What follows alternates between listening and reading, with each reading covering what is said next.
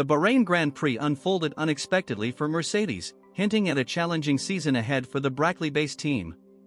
Despite initial hopes for the W15 to establish itself as the second-best team in 2024, Mercedes found themselves playing a subordinate role not only to Red Bull but also to Ferrari.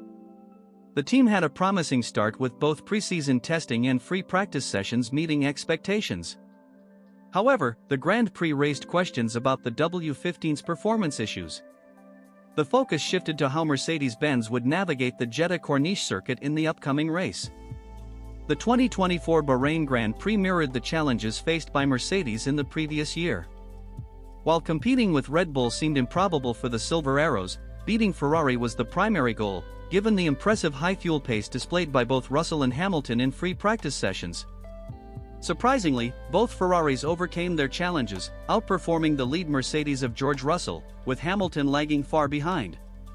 Several factors contributed to this outcome. Hamilton faced difficulties in the qualifying stage, where he failed to match his teammates' pace, securing P9 compared to Russell's P3. Despite acknowledging his role in the lackluster performance and making setup changes for better race conditions, the anticipated race-based improvements did not materialize. Hamilton encountered setbacks throughout the race, starting with a broken seat that persisted for over half of the Grand Prix. Issues such as overheating power units and underperforming electronics further impeded the progress of the Mercedes duo. This raised eyebrows, considering the meticulous work done on the W15 seating position, with the cockpit shifted 100 mm rearwards compared to the previous year's W14. Mercedes finds itself caught in a cycle of addressing one issue only to encounter new challenges within the car, a pattern observed for the past 2 years. The results from the season opener underscored Hamilton's decision to join Ferrari next season. However, it's noteworthy that the W15 was developed to cater to his requirements, emphasizing the complexity of the ongoing issues faced by Mercedes. So, this could imply two scenarios: either his ability to provide constructive feedback to engineers is lacking, or Mercedes has been unable to implement all the requested changes from both Hamilton and Russell for the W15. I am inclined to lean towards the latter option, as this has been observed in both 2022 and 2023. Reflecting on the first race of the season, Hamilton expressed optimism, noting that the car was more to his liking than the W14. Despite his positive sentiments, Hamilton was disappointed with his finishing position, acknowledging that his setup prioritizing race pace led to a 7th-place finish, sandwiched between McLarens. There is a sense of disappointment within the team, and Hamilton admitted, "I was hoping that we would be better this weekend than we were."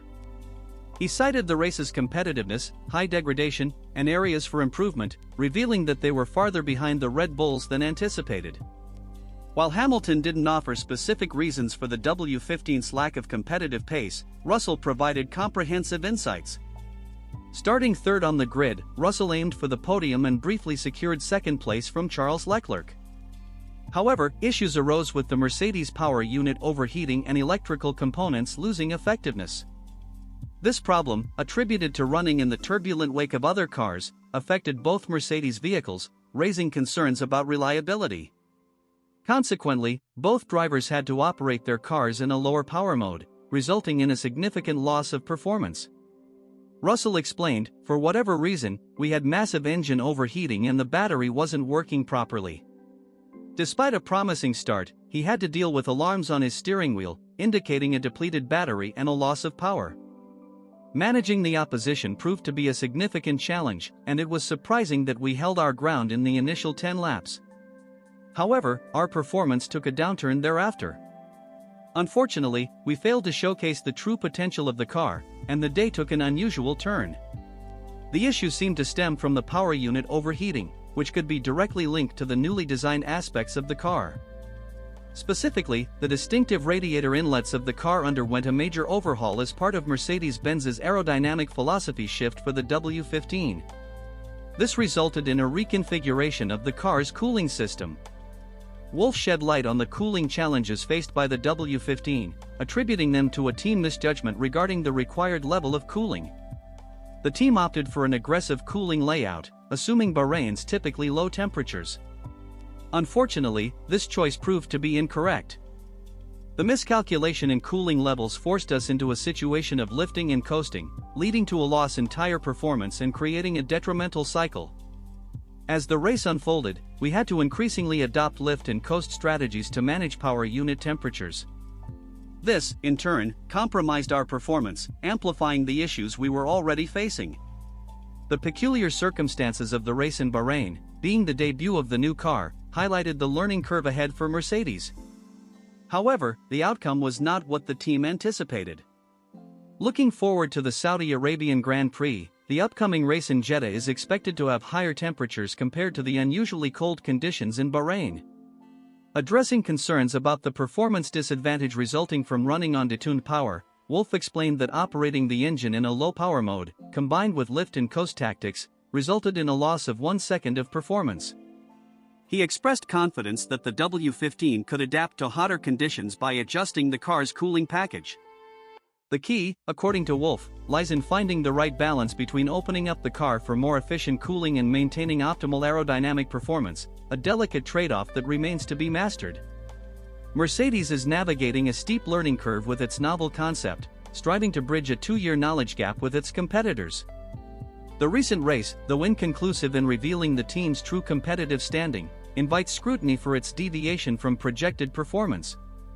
Despite a promising pace showcased by the W15 during preseason testing and free practice sessions, securing a podium finish hinges on the team's ability to field a consistently reliable car.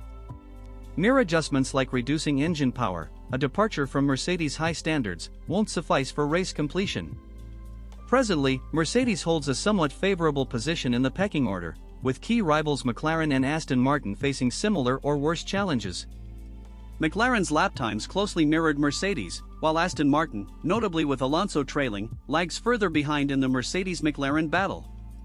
As the first race unfolds, Mercedes encounters initial setbacks. The question arises, does Bahrain offer a comprehensive glimpse of the W15's potential, or is it a mere hiccup in what promises to be a stellar season for the Silver Arrows? Looking ahead to the Saudi Arabian Grand Prix, what expectations do you harbor for Mercedes this weekend? Share your thoughts and perspectives in the comments section below as we eagerly await your insights. On your way down, let us delve into the unfolding narrative of this exciting season.